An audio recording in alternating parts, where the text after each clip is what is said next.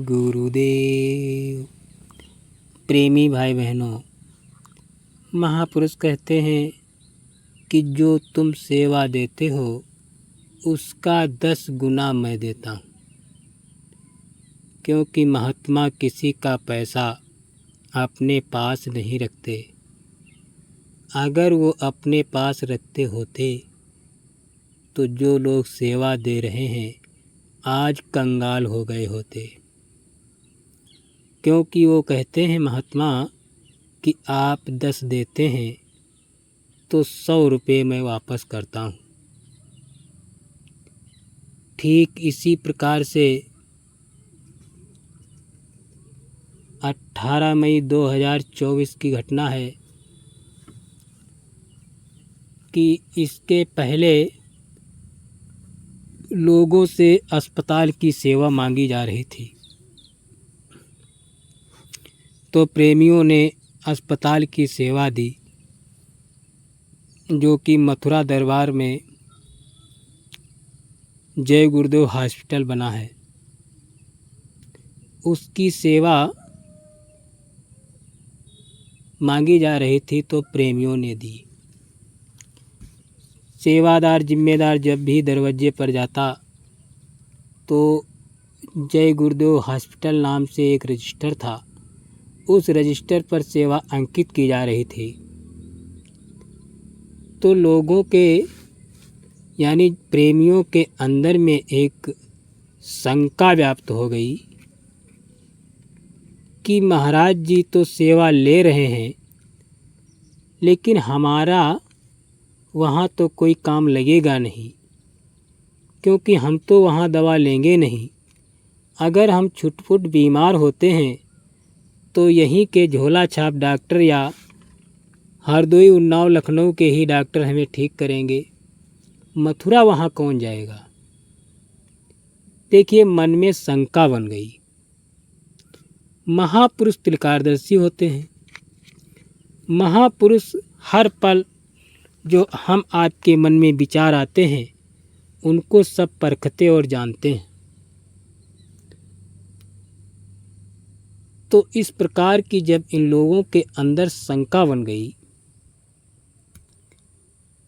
तो किसी को नहीं मालूम था कि महात्मा जो सेवा ले रहे हैं वो तुमको 10 गुना करके अदा करेंगे।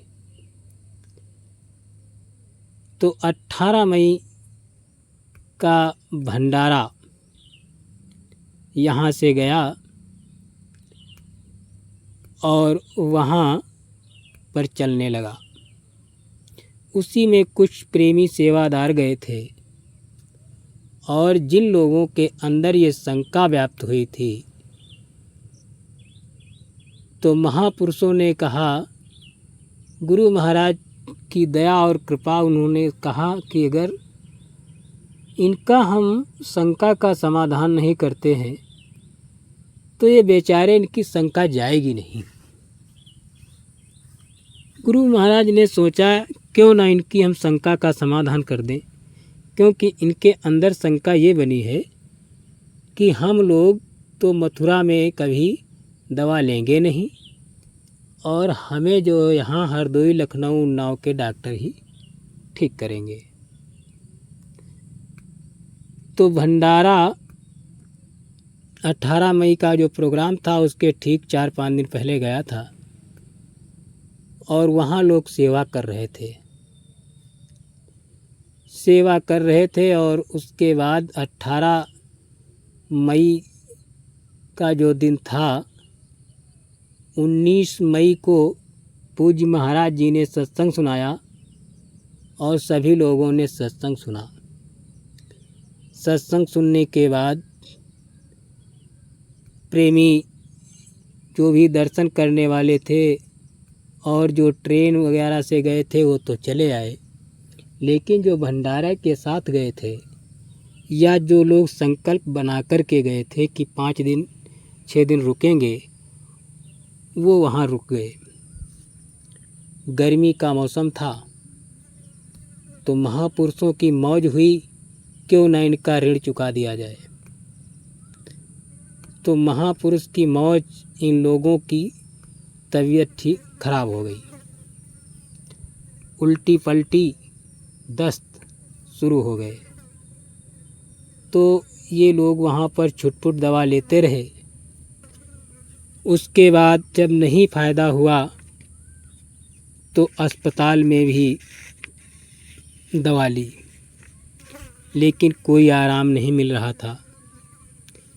फिर वहाँ के महामंत्री और जो भी जिम्मेदार लोग थे उनसे भी बातचीत की, तो उन लोगों ने भी इनकी मदद की और दवा दिलवाई और अस्पताल में भर्ती हुए, लेकिन कोई भी फल फ़ायदा नहीं हो रहा था।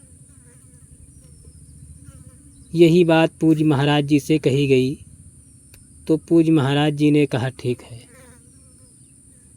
अस्पताल में इनको भर्ती कराओ, कोई भी पैसा नहीं पड़ेगा। और ये उसी अस्पताल में भर्ती कराए गए जिस अस्पताल की इन लोगों ने सेवा दी थी।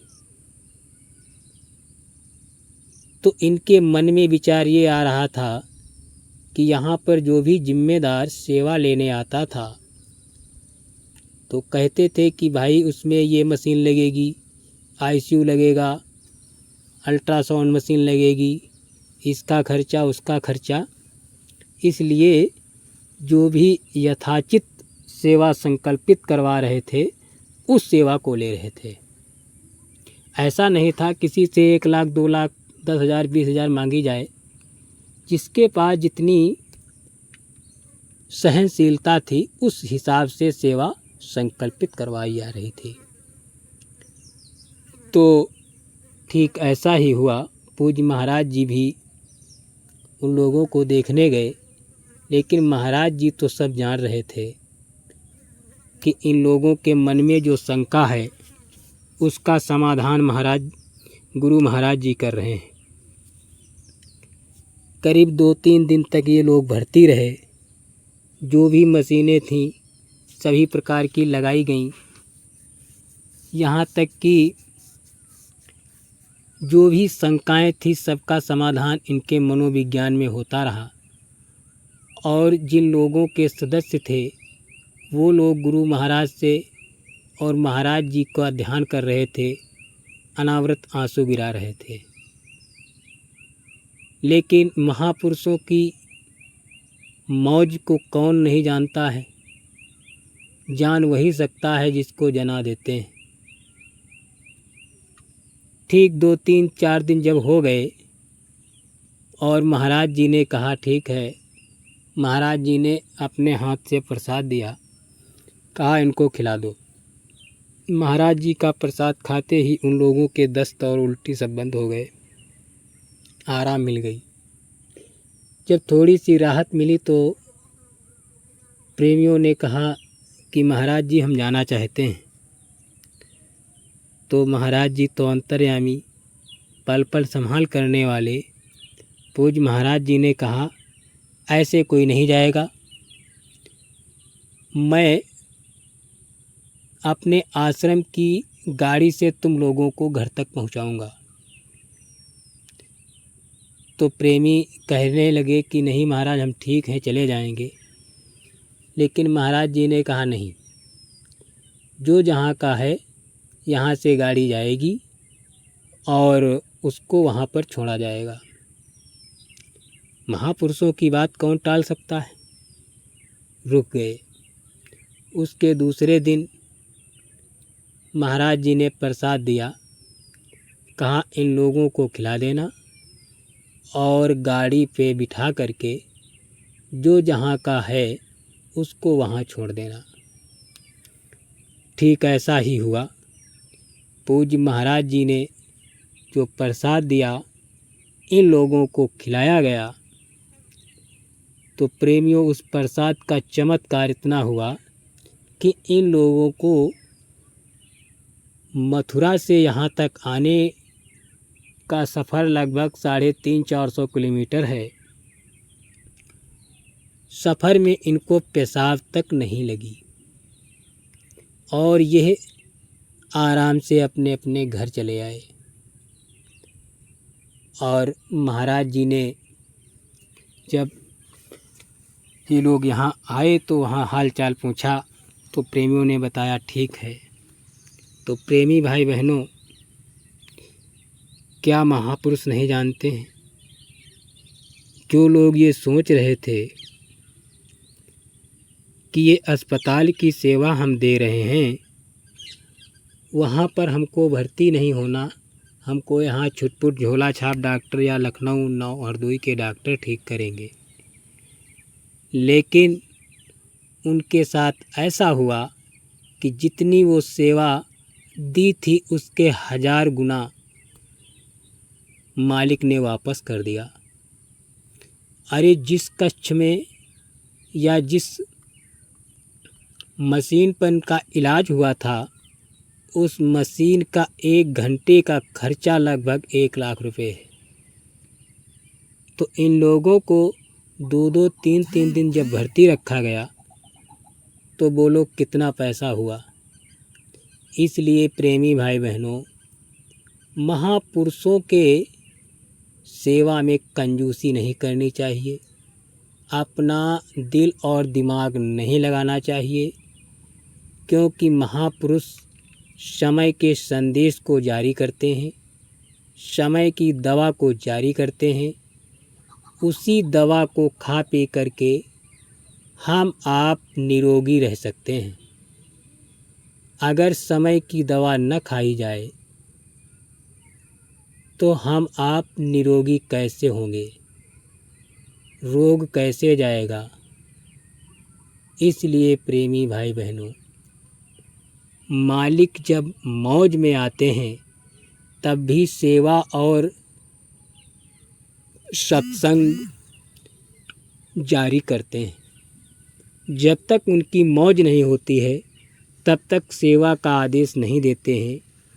न तन, न मन, न धन, किसी प्रकार की सेवा की फरिया यानी को नहीं देते हैं। और जब उनकी मौज होती है, हम आपके कर्म को काटना होता है, तब इस प्रकार की सेवा जारी करते हैं।